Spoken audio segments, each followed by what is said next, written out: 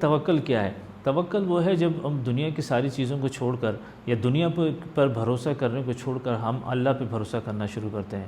یہ صحیح معنوں میں دنیا سے آزادی ہے اور اللہ کی غلامی ہے۔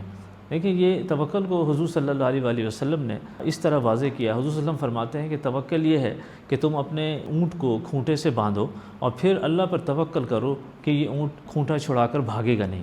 یعنی کہ ہم نے کرنا یہ زندگی میں کہ we have to do our best, ہم نے پوری ایفرٹ کرنی ہے، لیکن نتیجہ ہم نے ایکسپیکٹ کرنا ہے اللہ تعالیٰ سے۔ لیکن جب ہم ریزلٹس کو، آؤٹ کمز کو، اپنی اچیومنٹس کو اپنی اسکلز پہ اور اپنی کمپیٹنسیز پہ سے ریلیٹ کرتے ہیں تو ہم توکل کو نگیٹ کر رہے ہوتے ہیں۔ جس دن ہم توکل کرنا شروع کر دیتے ہیں وہاں اس وقت اللہ تعالیٰ کی طرف سے ہمارے ہر شعبے میں، ہماری ہر فیلڈ میں غیبی مدد آنا شروع ہو جاتی ہے۔ اور اس کو ایک حدیث میں حضور صلی اللہ علیہ وآلہ وسلم نے فرمایا کہ اگر تم اللہ پہ توکل کرنے لگو جیسا کہ توکل کرنے کا حکم ہے تو تمہیں اس طرح رزق ملے جیسے کہ پرندوں کو اللہ تعالیٰ رزق پرووائڈ کرتا ہے۔